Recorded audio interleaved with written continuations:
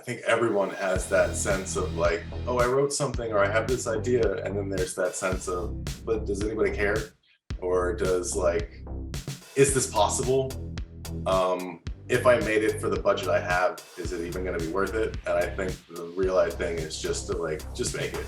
Just don't have any kind of, oh, well, it has to have this amount of budget and it has to have this actor, or it has to be this big grandiose thing. And coming with filmmaking is it's such a huge daunting process when you think about doing the first steps. But once you just start doing it and just oh, I'm just gonna keep doing it, I'm just gonna make it. I don't have an expectation for the outcome. I just want to do it because I want to see it done. I think is the best attitude you could have to actually finishing a project as an budgetless indie filmmaker. Yeah.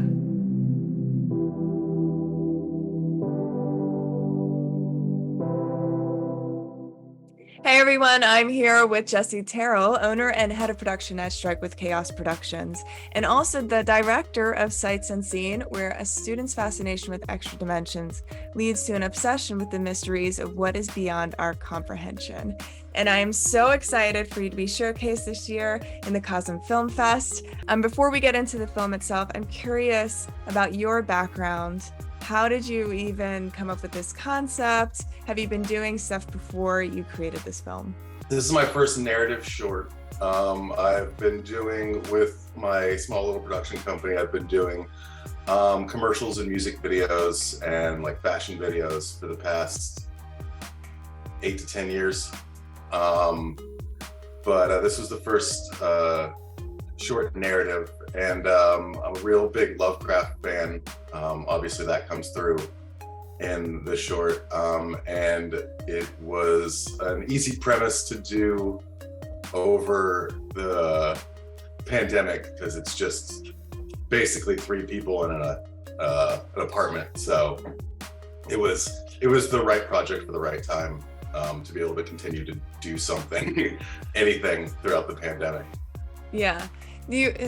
Coming from, creating content like music videos, was there any kind of overlap? Did anything help when you were going into your first narrative short that kind of translated when you were starting production? I would say my style is very much putting interesting images to music. And that definitely is always, whether it's a music video or a narrative or anything, that's always going to kind of be in the back of my head. So yeah, that definitely was a part of making this short. One of the first things I did was secure the rights to that Grails song that plays at the end, and kind of throughout little snippets of it play throughout, and it all kind of culminates to it at the end. And getting the rights to that song was a big push to be like, oh, well, we should definitely go forward with this project, because once I have the rights to that song, I could see it. I could see the ending, and I could build it around that. Yeah, that's great. So a lot of filmmakers will watch this, and I think a lot of people struggle with the process of getting rights. What was your process to getting rights to that song? Bank Robber Music was great working with me. Obviously, this is the first time I've ever had to get music. Obviously, when you're working on a music video, they already have the rights to their own music. So it's just reaching out and finding the right people, emailing people until you get in contact with the person who you're actually supposed to be talking with. And then just kind of explaining our situation, that we were a small budget movie, and you have to explain exactly how you're going to use the song, that it's going to be over these images, over this sequence, over this part of the movie, that it's not going to be in the trailer, and that it's not going to be a credit song. And once you eliminate all of those, they said, okay, here's a price that you seems reasonable. It was very reasonable for us to work with. So yeah, I kind of just got lucky. And Grails is a huge fan of that band, so it was a real honor to work with them. Same with one of our I have two composers, and one of their pieces is then mixed by one of my favorite dub DJs, who I just reached out to on Instagram, was just like, hey, Shot in the Dark, would you be interested in being a part of this? And Black Magic Dub is his name, who does amazing work. Was like, because we were trying to do, I wanted it to be one version of it and then another version of it later in the scene. And we couldn't quite hit it right. And I said, I mean, I know exactly who could do this amazingly. Let's see if he cares. And he was super interested in the project and got behind it for basically no money. So I think the real thing is just reaching out, just trying to be persistent until you can get in contact with someone that is the person that could actually help you with what you're looking for. Yeah, absolutely. That's really neat. It was fun. It was a fun payoff in both instances to finally be like, yes, I got that. Yeah. Just kind of fell in place. That's cool. When you're, something I liked about this story is, you are dealing with different dimensions, and that I could see how that could get really messy during the writing process, and especially when you're filming, because you have to it has to make sense to the audience when they're watching it. But I found it really fascinating to watch. Can you talk a little bit about your process? Like, was it hard at times did you write a timeline of how you were going to film all of the pieces so it made sense when you finally put it together and edited it? You're jumping around a lot, Yeah. What you were talking about is like getting that concept ahead. So that first scene to me was I guess technically the second scene when we cut to him working in his office, where he explains to his roommate all the different dimensions. And that was me kind of like trying to make sure the audience is all on the same page, so that when you get this like dimensional math lesson 2 minutes into the movie, from that point on, hopefully everyone is on the same page and can now have fun with the concepts that were laid out right there. And then as far as putting it all together, I storyboard everything beforehand.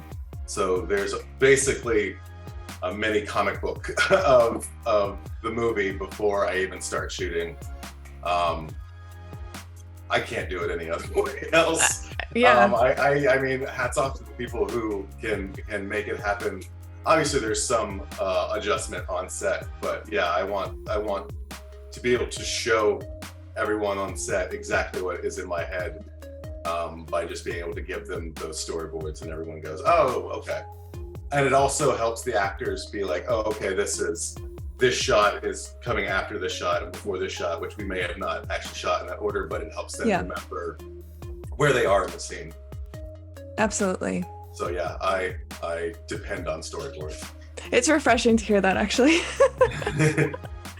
Yeah. Yeah, no, the idea of you'll just go get it. Like, we'll just get everyone in place and we'll just go get it. Terrifies me. I wouldn't. Yeah, me too. So the makeup that you did for what are we calling him? The purple guy. Yes. Okay. I wasn't gonna butcher that, but I think it's Lovecraft made a lot of, I think, what are supposed to be unpronounceable words. Yes. So it's interesting to hear how everyone pronounces it. But yeah, Nyarlathotep is how I say it in my head. How did you go about creating that character, and like the was it just like visual effects, or was it makeup and visual effects? It's all in camera. Yeah, it's all makeup. Wow, that's impressive. Like that on set in person. We had an amazing makeup artist, Sam Gay, who I did several tests with, and I've seen her do some fashion stuff in the past that kind of was a much less version of that. So I said I wanted him purple, because I wanted it to pop against the green of the forest so that he like completely stood out. and I wanted it to have that shimmer and sparkle as if he was like almost hard to look at in a way. So we did a bunch of tests. She did it on herself. We went out and did some makeup tests out in the woods. And after a couple times, we figured out exactly what we needed. And I have to give a thanks to Lit Cosmetics as well, because that specific purple glimmer, whatever number type they had actually was only seasonal and wasn't on the shelves anymore. So we had to contact them, and they were super gracious enough to send Sam just a bucket of it. Oh, wow. Which you needed. Yeah. And then on set, she spent a good, well, I guess it was like, I was doing other stuff, so I don't know exactly how long it took, but it must have been at least 2 hours of doing Tremaine, the actor, who's both a model and an actor who I wanted, so that he could kind of just portray without any words what he needed to do. And he just sat there, and he got covered head to about midriff and all the way up to like his shoulders on each arm. And then we paraded him around very carefully so that it didn't get everywhere, but it's glitter, so it doesn't matter. All my camera equipment still has glitter all over it. I was gonna ask, it's probably still everywhere. Yeah, no, you tried to contain it, but it can't be contained. Yeah, wow. I think the whole crew went home with some purple glitter all over them. During production itself, what was one or a couple of the biggest challenges that you had? COVID. Yeah. Because I did it at a time where I did all the pre-planning through like what was initially the lockdown, and then we kind of thought everyone kind of thought it was okay, and we kind of let up for a little while. And during that like 4 or 5 week period, we got people in and did the first part of the shoot, and then realized that in 2 weeks when we were supposed to come back and we did all the exterior stuff, because I was like, oh, that's fine, with safety measures, everyone's outside, we'll have a very small skeleton crew, and we only need John, who plays Neil, the main character. So we only have one actor and a very small handful skeleton crew outside in a wide open space that we can go ahead and do that. And we'll see how COVID goes. And then at least I can start working on something. And COVID went the wrong way. And we went back into full lockdown again. So it was a good 7 to 9 months between coming back and shooting all the interiors again. Oh, wow. So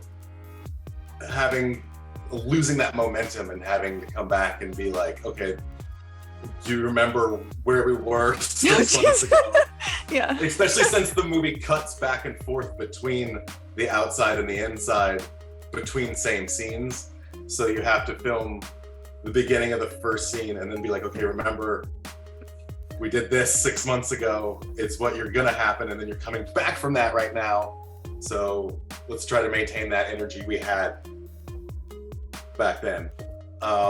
And then getting haircuts to be the exact same is always interesting. I see the differences, but I have yet to hear anyone notice or point it out to me. So I think only I can tell the difference. Yeah, probably only you. I wouldn't have known unless you said something. Yeah.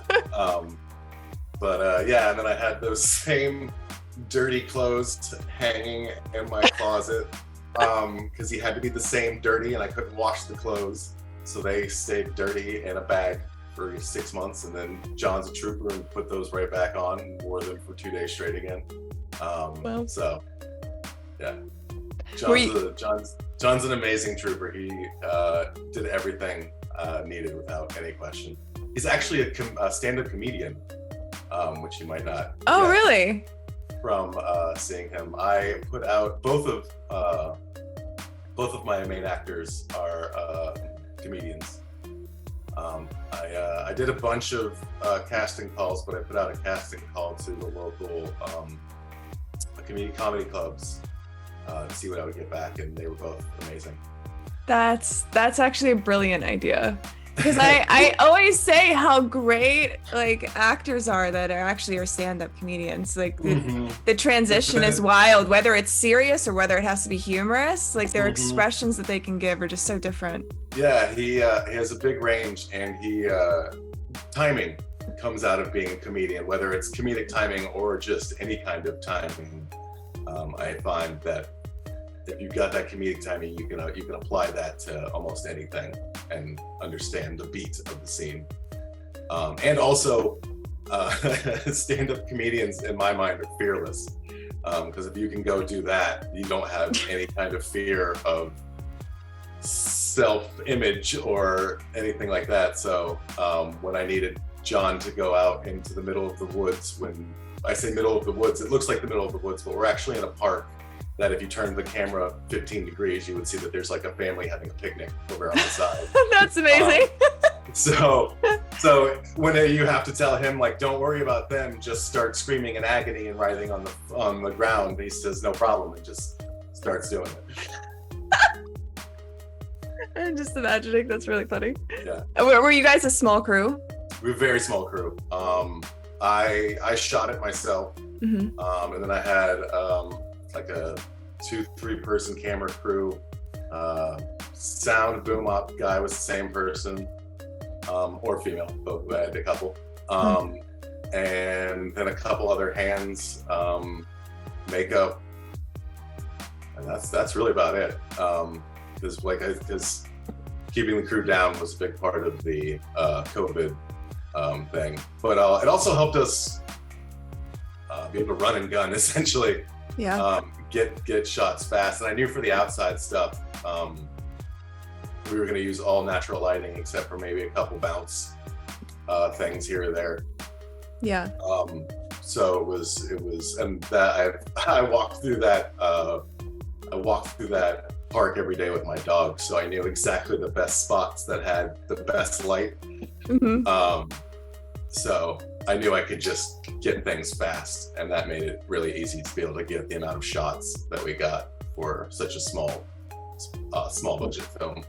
Where was this shot, actually? This is shot in Winston-Salem, North Carolina. Okay, all right, that makes sense. Okay, yeah. I'm in Virginia, and I've done some filming down there, so it makes sense to me now when I'm looking at the outside shots. Yeah. Yeah. Yeah, it's definitely that thick southern foliage. Yeah. I should have asked you this in the beginning, but where did this concept for this film even come from? I know you said Lovecraft. Are you naturally interested in all of this to begin with? Where did the concept come in of bringing in this mathematician doing all physics, math nerd? Okay, all right. My dad was an engineer, so that definitely put all that in my head. I don't know. Where does any inspiration come from? I had that image of the door in the door on the path in the woods. Kind of just. It's one of my favorite shots, actually. Yeah, it kind of just sat in my head for a while as this weird surreal image, and I kind of just wrote something around that. And I guess kind of looking back to, there's the theme of the whole thing is trying to escape your small situation, which is very of the COVID time. So that probably had something to do with it. Yeah. Other than that, I don't know. I guess it was just a bunch of little small things. I wanted to write something that was a buddy comedy that got weird. Yeah. And then that mixed with the image, mixed with my just probably also fueled by the pandemic and all my free time. I started going down the rabbit hole of let's just start looking at YouTube videos and reading some stuff on math and seeing about other weird stuff that I don't know about because you're bored and have nothing else to do.